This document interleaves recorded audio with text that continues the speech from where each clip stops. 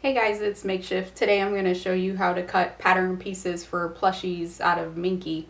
This tutorial is intended for new plush makers or plush makers who have never worked with Minky before. If you've never seen it at all, it is a super soft fabric that's often used for baby blankets. One big thing about it is that it has a texture, a fur-like texture that runs a certain way called the nap. And you'll see if I run my hand the opposite way of the nap that it comes up a little bit. This is 3mm Minky from Shannon fabrics, which is what I use most of the time. It's very nice quality. Another thing about Minky is that it stretches, so it stretches along the horizontal. It does not stretch along the vertical. So if you start designing your own patterns, that's one thing to keep in mind.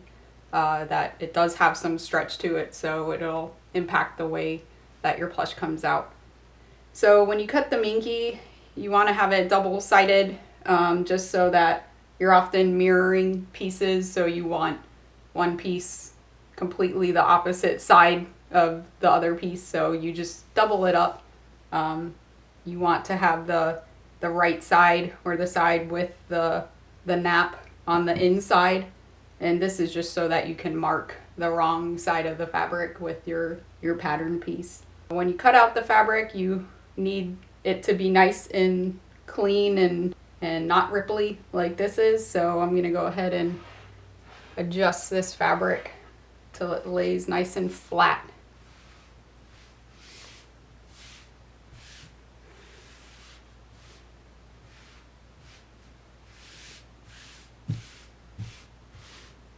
So one thing to pay attention to is this side here where you fold it. You don't want to have any ripples here, because if you start having ripples, then that means that your fabric is twisting. And if your fabric twists, it's going to impact the stretch for one. And you could cut out a piece and it could start kind of warping when you sew it together. So you just want to make sure that this edge has no ripples and is just lying nice and flat. If you look on the other side here with the selvage, mine doesn't perfectly line up here. It's got a bit of overlap at the top, and that's okay. You might waste a little bit of fabric, but that's fine. Sometimes I've had it to where I can't get this edge, this fold clean without having this edge be not even, and that's fine too. And the bottoms, it depends kind of on how the person you got it from cut it. Sometimes they just won't line up because it wasn't cut even. Mine isn't even because I've used this piece before. My fabric is even now. It's all, it's not wrinkled, no ripples on the edge. So I'm ready to go ahead and cut a piece out of this Minky. So some tools that you're going to need. One is a fabric marker. Generally you don't want this to be permanent, but for dark colored fabrics, black or really dark blue, I use a silver Sharpie. There's few markers that will actually show up on black or dark fabric, so I use a silver Sharpie, but you don't run the risk of it showing through the fabric because it's so dark. But for all other fabric colors, I'll use a fabric marker that either comes off with water like these, or it'll just kind of go away on its own over time. And those are also water soluble, but generally the ones that I've bought from Joann's in the past, they say they're water soluble, but I can draw something on and the next day it'll just be gone. So if you're trying to use the marker to draw on a head or some pattern on your plushie and you don't finish it that day, then you kind of have to start over. So I've been using these lately, which I've just got on Amazon. They don't disappear. They come off with water only. It comes in a bunch of different colors, so I just keep out pink and blue.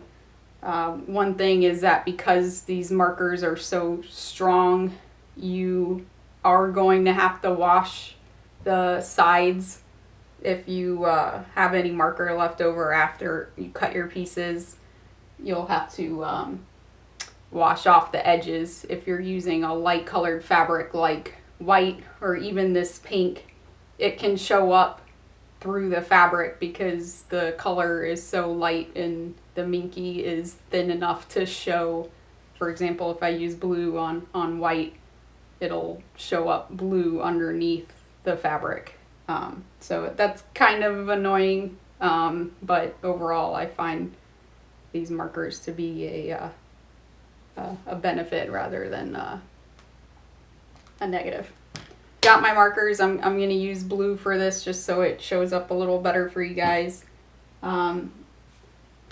Obviously you need a pair of scissors too. These are just some Fiskars that I got from Joann's. I keep going back to this exact style and brand. They're pretty cheap but pretty good.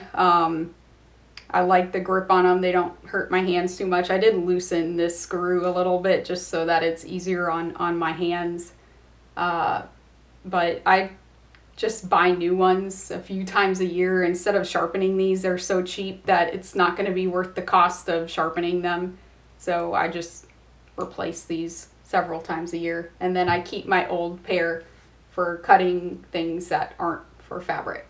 So you generally only want to use your good fabric scissors on fabric. You don't want to cut paper or anything else but fabric. And some pins. There's a bunch of different types of pins, but just pick one that you like. There's long ones, there's short ones. Generally you want a longer pin for plush making, just so that it can fit through all your layers of Minky. So obviously the last thing you need is your pattern piece. So a few things to keep in mind. One is what direction the nap needs to run. So if you're using a pattern that you didn't make, it should indicate which direction the nap needs to run. For me, when I make my own patterns, if it's not obvious, I'll draw an arrow on it, but this is a hand, so it seems appropriate to run it down anyway, but put an arrow here regardless. Second is whether seam allowance is included or not in your pattern. So seam allowance is just the space between the edge of the fabric and where your stitch line is going to go. So I use a 1/4 inch seam allowance. It's pretty small, but plushies are small and you don't want to waste too much fabric. But some patterns will not include seam allowance, just so that when you trace the pattern, you have to add your own. I personally don't do this just because I'm used to having patterns include seam allowance, because I come from sewing cosplays originally and most clothing patterns already include seam allowance, so that's just what I was used to. So my pattern does include seam allowance, and I like doing a 1/4 inch just because that just about lines up with the edge of your foot on your sewing machine versus where the needle is if you place the needle right in the middle. So I don't have to do any adjustments really. All I have to do is line up the edge of my fabric with the edge of my foot. So despite me not marking my seam allowance on this pattern piece, I do have seam allowance included. The only exception to this for me personally is that if I'm sewing something really small like a claw, I will trace it without seam allowance and then draw my seam allowance around it. And I'll link a tutorial to how I do this. That's on my website. But this is generally my only exception, just because if you're sewing something that's like the size of your fingernail, it's going to just basically get eaten up by the feed dogs of your sewing machine. So it's much better to do the other way around with very small pieces. But generally just pick a method and stick with it. If you keep switching back and forth between having seam allowance in your patterns and not, I think you'll confuse yourself really fast, which is just going to lead to wasted fabric. So for me personally, it's too late to go back from not having seam allowance on my patterns, but there are some pros and cons to both. If you don't include seam allowance on your patterns, you're going to generally waste more fabric because you're cutting around a much larger piece and it might not be consistent. So, but at the same time, you're going to get a little bit more precision because you are going to have a guide of where your needle goes. Not to say that you can't do that. If your pattern does include seam allowance, you can certainly trace your sewing line as well.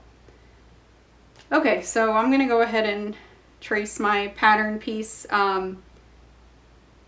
You want to trace your shape onto the fabric and then cut it out. You don't really want to pin your pattern to the fabric and then cut out, just because it can warp the way that your fabric lies underneath your pattern, and depending on what material your pattern is made from, it can rip, it can come apart. So generally it's better to trace first. It's an extra step, but in my opinion it's worth it. So to waste minimal fabric, just keep in mind where you're placing multiple pieces. So this is just one side of a hand, and I just draw my patterns on a piece of paper. So even though it's a hand, this character's hand is only this color on one side, so I only need to cut this pattern out once. And again, if you're using a pattern that you didn't make, it should clarify whether or not, how many pieces you need to cut out. And since I have this doubled up, where I'm going to cut out 2 pieces at once, I only need to trace this and cut once, because I'm going to get a mirrored hand out of just one cut. So I'm just going to slide my pattern to where I've got just a little bit of wiggle room around it. I don't want to write it just up against the edges here just to be safe, but at the same time I don't want to waste a lot of fabric.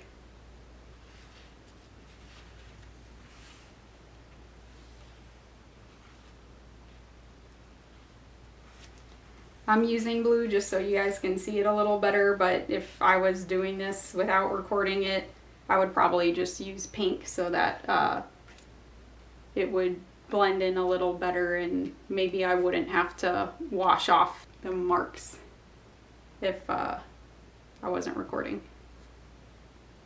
So now I have my outline traced. Really you want to cut just inside of your marks, but it's such a small space, it's not really a big deal if you don't get just inside. But you want to cut either through the mark or just inside the mark. But first you want to pin this, so you don't want your fabric shifting around as you're cutting, so just use your pins. I've got a decently long pin, not too long, something medium size with slightly large head. I've bought so many different types of pins throughout the years, and this general size and shape has been my favorite. So there's really no rhyme or reason to pinning, except that obviously you don't want to pin through the line because otherwise you would cut through it. I actually tend to pin to where I can just sew it immediately after, if I can, but for this particular piece I'm gonna have to attach it to something else first, so I'm just gonna pin however I want. You don't have to do a ton of pins, but every so often place a pin, especially at points like the corners. Alright, so then I'm just gonna cut.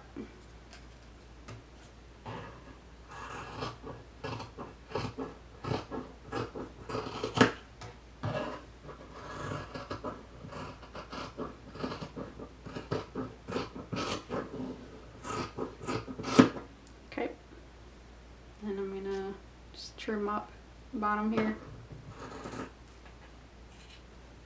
Careful not to cut your fingers if you do it like I do here.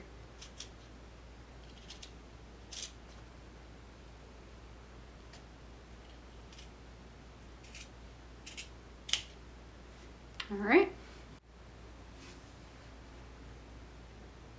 And that's it. I've got my pieces cut out. I've got mirrored hands from just a single cut of Minky, and hope this video was helpful for the beginners out there. If you guys have any other requests for tutorials, just let me know. Thanks guys, bye bye.